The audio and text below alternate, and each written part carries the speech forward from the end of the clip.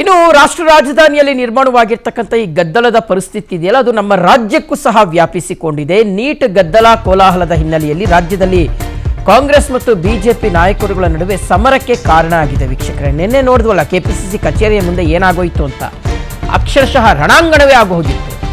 ಇವತ್ತು ಶಿವಮೊಗ್ಗ ಬಾಗಲಕೋಟೆಯಲ್ಲಿ ಭಾರಿ ಹೈಡ್ರಾಮಾ ನಡೆದಿದೆ. ಶಿವಮೊಗ್ಗದಲ್ಲಿ ಕಾಂಗ್ರೆಸ್ ಕಾರ್ಯಕರ್ತರಿಂದ ಬಿಜೆಪಿ ಕಚೇರಿಗೆ ಮುತ್ತಿಗೆ ಹಾಕುವ ಪ್ರಯತ್ನ ನಡೆದಿದೆ. ಪೊಲೀಸರ ಜೀಪನ್ನು ಹತ್ತಿ ಕಾಂಗ್ರೆಸ್ ಕಾರ್ಯಕರ್ತರು ಹೈಡ್ರಾಮಾವನ್ನು ಸೃಷ್ಟಿ ಮಾಡಿದ್ದಾರೆ.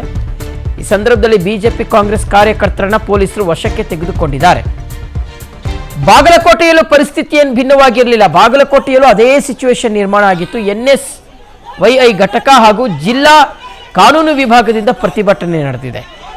ಮಂಡ್ಯದಲ್ಲೂ ಸಹ ಸಂಜೆ ವೃತ್ತದಲ್ಲಿ ಆಕ್ರೋಶ ಭುಗಿಲೆದ್ದಿದೆ. ಹೀಗೆ ರಾಜ್ಯದಾದ್ಯಂತ ಇದೇ ರೀತಿಯಾದಂತಹ ಪರಿಸ್ಥಿತಿ, ಪ್ರತಿಭಟನೆಯ ಕಾವು.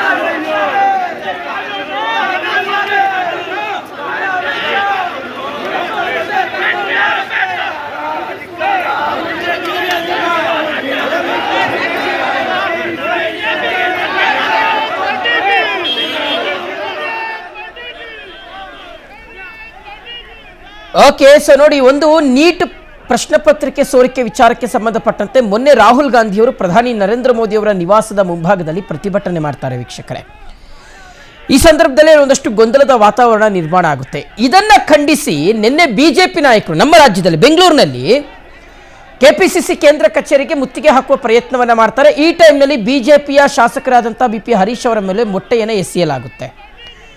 ಈ ವಿಚಾರ ಇದೆಯಲ್ಲ, ಅದು ಕ್ರಮೇಣವಾಗಿ ಇಡೀ ರಾಜ್ಯದಾದ್ಯಂತ ಬೆಂಕಿಯ ರೀತಿಯಲ್ಲಿ ಆವರಿಸಿಕೊಳ್ಳುತ್ತೆ. ಇವತ್ತು ಶಿವಮೊಗ್ಗ, ಬಾಗಲಕೋಟೆ, ಮಂಡ್ಯದಲ್ಲಿ ಪ್ರತಿಭಟನೆ ಆಗಿದೆ. ಶಿವಮೊಗ್ಗದ ದೃಶ್ಯಾವಳಿಗಳನ್ನು ಗಮನಿಸ್ತಾ ಇದ್ದೀರಾ.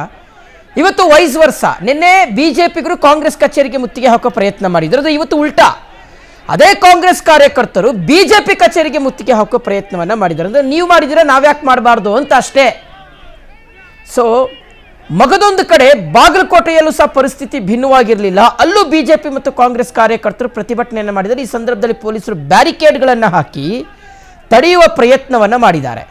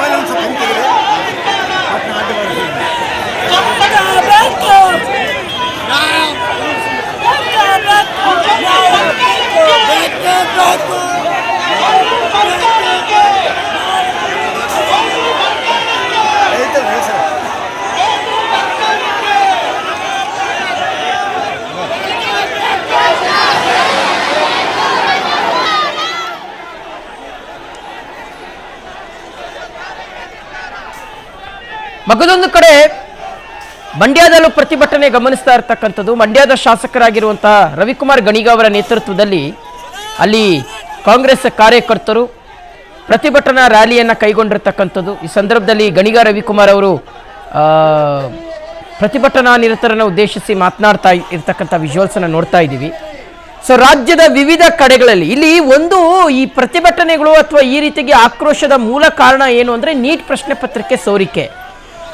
ಅದರಿಂದ ಅಭ್ಯರ್ಥಿಗಳಿಗೆ ಆಗಿರ್ತಕ್ಕಂಥ ಅನ್ಯಾಯ ಮತ್ತು ಮುಂದೆ ಈ ಒಂದು ಅಚಾತುರ್ಯ ಅಥವಾ ಎಡವಟ್ಟು ಆಗದ ರೀತಿಯಲ್ಲಿ ಯಾವ ರೀತಿಗೆ ಕ್ರಮ ವಹಿಸಬೇಕು ಇದ್ರ ಬಗ್ಗೆ ಚರ್ಚೆ ಆಗೋದು ಬಿಟ್ಟು ರಾಜಕೀಯ ನಾಯಕರುಗಳು ರಾಜಕೀಯ ಪಕ್ಷಗಳು ಯಾವ ರೀತಿಯಾಗಿ ಈ ಸಮಸ್ಯೆಯ ದಿಕ್ಕನ್ನು ತಪ್ಪಿಸುವ ಕೆಲಸವನ್ನು ಮಾಡ್ತಾ ಇದ್ದಾರೆ ಅನ್ನೋದನ್ನು ನಾವು ನೋಡ್ತಾ ಇದ್ದೀವಿ. ಇನ್ನು ರಾಜ್ಯದಲ್ಲಿ ಕಾಂಗ್ರೆಸ್ ಬಿಜೆಪಿ ನಡುವೆ ಈ ಮೊಟ್ಟೆ ಕದನ ತಾರಕಕ್ಕೇರ್ತಾ ಇದೆ. ನಿನ್ನೆ BP ಹರೀಶ್ ಅವರ ಮೇಲೆ ಮೊಟ್ಟೆಯನ್ನು ಎಸೆಯಲಾಯಿತು. ಈ ವಿಚಾರಕ್ಕೆ ಸಂಬಂಧಪಟ್ಟಂತೆ ಲೋಕಭವನಕ್ಕೆ ಬಿಜೆಪಿ ನಾಯಕರು ಭೇಟಿ ಕೊಟ್ಟಿದ್ದಾರೆ. ರಾಜ್ಯಪಾಲರಿಗೆ ದೂರನ ಕೊಟ್ಟಿದ್ದಾರೆ BY ವಿಜೇಂದ್ರ ಅವರು. ನಿನ್ನೆ ಶಾಸಕರಾದಂಥ BP ಹರೀಶ್ ಅವರ ಮೇಲೆ ಮೊಟ್ಟೆ ಎಸೆದ ಪ್ರಕರಣಕ್ಕೆ ಸಂಬಂಧಪಟ್ಟಂತೆ ಲೋಕಭವನಕ್ಕೆ ಹೋಗಿ ರಾಜ್ಯಪಾಲ ಥಾವರ್ಚಂದ್ ಗೆಹ್ಲೋಟ್ ಅವರಿಗೆ BY ವಿಜೇಂದ್ರ ಅವರ ನೇತೃತ್ವದ ಬಿಜೆಪಿಯ ನಾಯಕರು ದೂರನ ಕೊಟ್ಟಿದ್ದಾರೆ. ಸೊ BP ಹರೀಶ್ ಅವರ ಮೇಲೆ ನಡೆದಂಥ ಒಂದು ದಾಳಿ ಇದೆಯಲ್ಲ, ಮೊಟ್ಟೆ ದಾಳಿ,